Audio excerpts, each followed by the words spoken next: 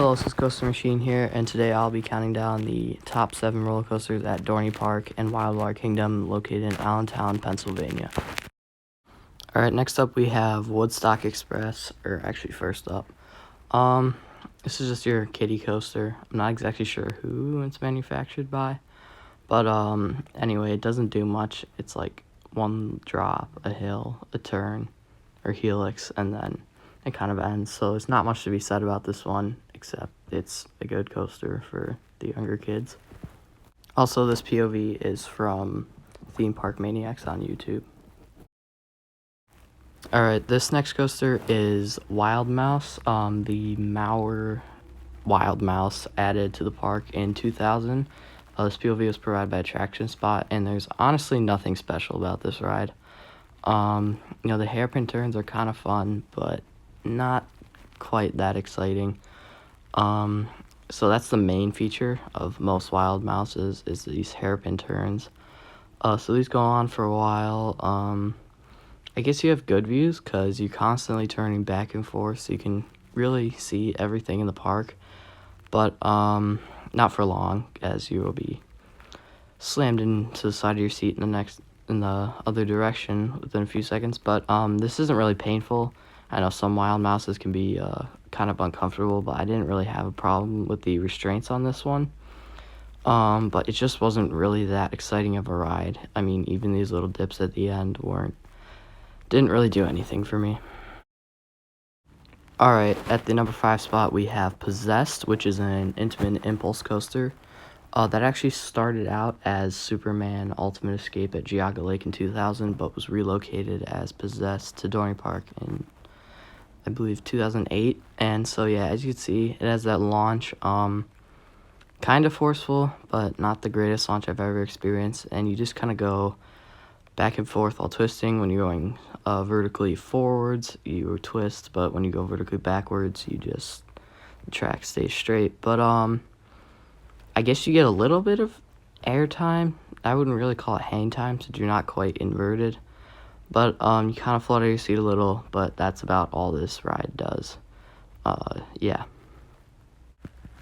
Alright, so next we have the PTC wooden coaster, Thunderhawk, coming at the number 4 spot. And when this ride originally opened in 1924, it was actually called literally just Coaster, or The Coaster, I believe.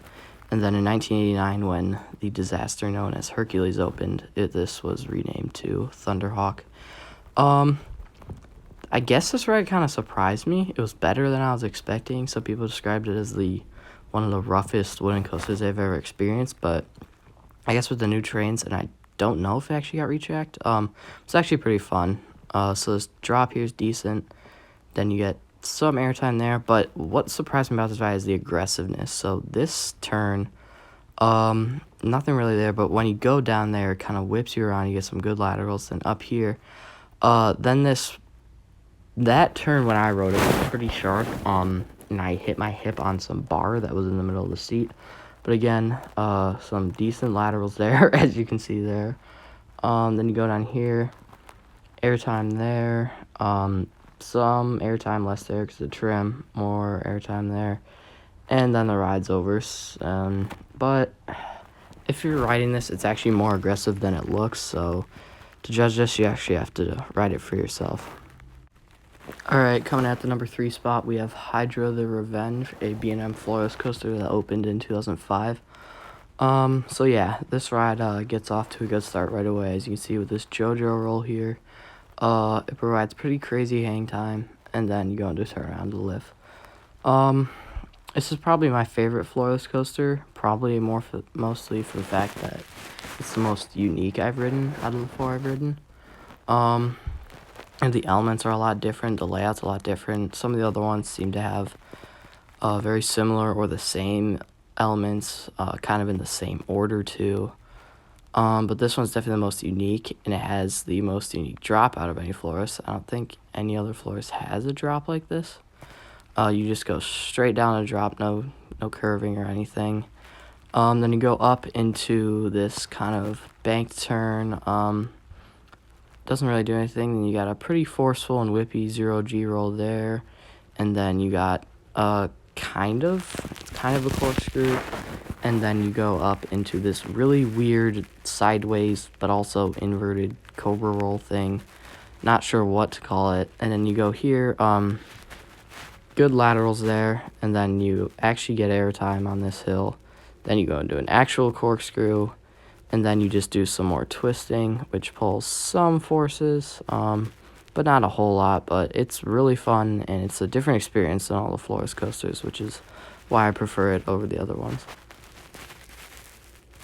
Alright, coming at the number 2 spot, we have Steel Force, the Morgan Hyper coaster that opened in 1997. Yeah, this is a pretty fun ride. Good forces, especially on the helix.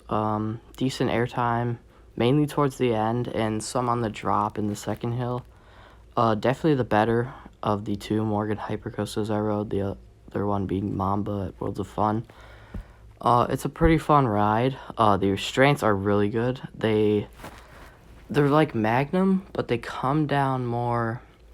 Instead of coming down super tight on your thighs, they're up more where most restraints are, near your kind of upper, very, very upper legs, near your waist and stuff. But they don't actually touch you at all. So they're very what's the word for it? They're just not restrictive at all. So you have so much room, although you do have a seat belt, but that makes sense with how much room these kids use. Alright, so going over the drop, it is 61 degrees, I think, so 200 feet down. Pretty good drop, decent airtime, and then up into this hill. Not a whole lot of airtime there. And then you go down, it feels a lot like the drop there. And then you go up over a little hill that doesn't really give airtime into the helix. So first half of the helix isn't that great, but once you start picking up speed here, it does get pretty forceful. Not as forceful as like some inverts where you might get close to graying out, or yeah. And then you go into this turn over here and up into the mid-course. Now, unlike some coasters, I wouldn't say this actually really ruins the ride, because you go right down into a little drop, and then into these floater, not really ejector, but kind of floater airtime hills. Still fun, but, you know, not as crazy if it would be ejector, but, you know, some rides, I prefer that floater airtime there than the painful ejector on Magnum. So yeah, Steel Force, good number 2 coaster there, but not quite as good as Talon, which is going to take the number 1 spot at Dorney Park. This ride really caught me by surprise. I watched the POV of it a few times since becoming an enthusiast, but I hadn't really heard much. I know most people had like preferred Hydra or Steel Force before I went here, I'd seen. So I was like, oh, you know, this is just going to be a good supporting coaster, top 2. I bet it'll be in top 3, probably 3, maybe 2 though, but I'd not expect it to be as good as it was. Alright, so you go up in the left tail in there, so you can probably see there was these signs, saying little things like, oh, no turning back now. I thought that was unique, but that's the closest to theming that this ride has. Alright, so if you're in the back, which I was every ride, you got whipped around this drop, and you go up into an extremely forceful loop. I nearly grayed out on my rides in row 7, up into a whippy 0G roll that is also really forceful towards the bottom of it. Really great forces in that ditch there. And then the Immelman, I think. Not much there. Some good forces in that half helix, or actually that's a full helix there. And then you get this turn, and then you actually get some airtime there down the ditch where there's crazy forces down there. Mainly positives. Whippy corkscrew, also great positives there. Turn nearly sideways there. More airtime here, which is really surprising for a invert. The crazy forces airtime is definitely what makes this my favorite invert. Anyway guys, those are my rankings and thoughts on the coasters at Dorney Park. If you enjoyed the video, feel free to like, comment, and subscribe, and I'll see you guys all in the next video.